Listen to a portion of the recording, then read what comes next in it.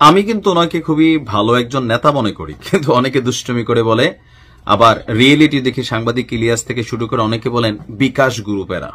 মানে ভিপিনুরের যে উত্থানটা বা তার সাথে তারা ওই মুহূর্তে যারা ছিলেন, এই দলটার অর্থনৈতিক ফান্ডিং এর একটা বড় জায়গা ছিল জামাত এবং বিএনপির নেতা কর্মীরা তৎকালীন প্রেক্ষাপটে আওয়ামী লীগের বিপরীতে যারাই একটু ফোকাস হয়ে দাঁড়াইছিলেন তাদেরকে টাকা পয়সা দিতেন।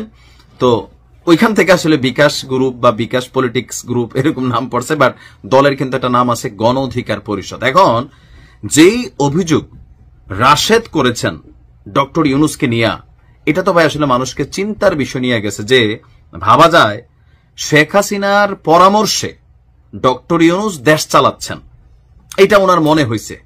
ওনার বক্তব্যটার প্রেক্ষাপট হচ্ছে দেশের বর্তমান অবস্থা দেখে মনে হচ্ছে প্রধান উপদেষ্টা ডক্টর মোহাম্মদ ইউনূস এই যে সরকারটা তারা হাসিনার পরামর্শে দেশ চালাচ্ছেন। এভাবে চলতে থাকলে দেশ থেকে মুজিববাদ এবং ফেসিবাদ কখনো বন্ধ হবে না। তার মানে ডক্টর ইউনূসের সাথে শেখ হাসিনার যোগাযোগ আছে বা এই সরকারটার সাথে যোগাযোগ আছে।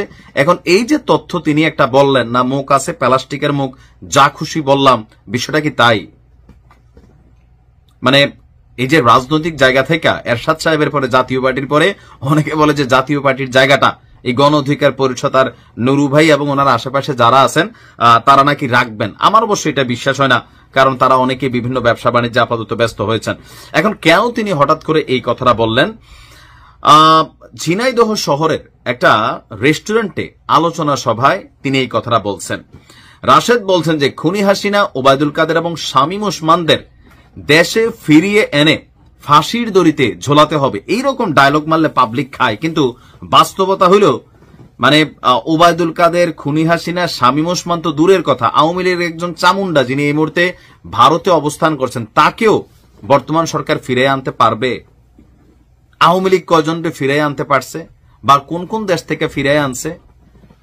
এটা হচ্ছে সরকারের নিয়ে বেকায়দায় ফেলার জন্য ওই যে জোশমূলক কথাবার্তা, যেগুলা শুনলে জাতি খাবে, বলবে ঠিক ঠিক, আসলে জাতি যা শুনতে চায়।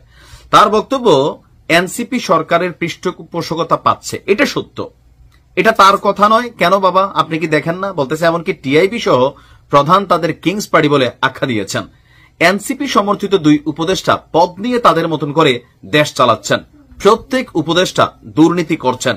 তারা এখন নিজের আখের গোছাতে ব্যস্ত।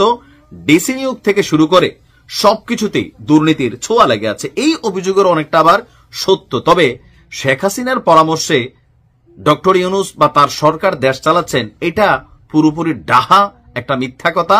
এই কথাটা বলার জন্য পাবলিক জোশ আছে, এই জন্য তিনি বলছেন। আমার কাছে মনে হয় যে এর বাইরে আর কোনো কিছুই না, এটা হচ্ছে বাক স্বাধীনতার সুফল।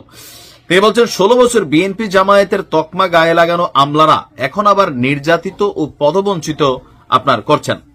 এখন এই যে বক্তব্যগুলো আমাদের যে ছোটখাটো পলিটিক্যাল দলগুলো আছে, পিআর পদ্ধতিতে ভোট টোট হইলে হয়তো কোনো একটা সিট টিট পাইতে পারে, সার্বিক ভোটটা যোগ দিয়া, এর বাহিরে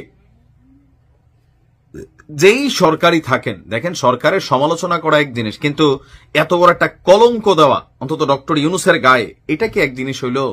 সরকারি নিয়ে আমরা তো সমালোচনা করি, শেখ হাসিনা এবং ইউনূসের মধ্যে কি সম্পর্ক এটা একটা বাচ্চাও জানে। যে ডক্টর ইউনূস যদি পাগল না হয় অথবা ওনার যদি মাথার তার তোর ছিঁড়া না যায়, ওনার কালো জাদু তাবিজ টোনা থাকে না যে মনের মানুষ ফিরাইয়া এনে দেয়, ওইরকম তান্ত্রিক যদি কোনো কালা জাদু না করে, তাহলে ডক্টর ইউনূস পাগলে পায় নাই যে তিনি শেখ হাসিনার পরামর্শে দেশ চালাবেন।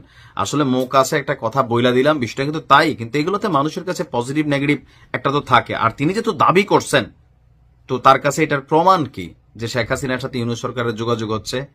যোগাযোগ করে তো দেশ চালাচ্ছে, হোয়াটসঅ্যাপে করুক, অনলাইনে করুক, মোবাইলে করুক, চিঠি দিয়া করুক, বাট কোন ভাবে বা কোন সিস্টেমে ভাই আমাদের একটু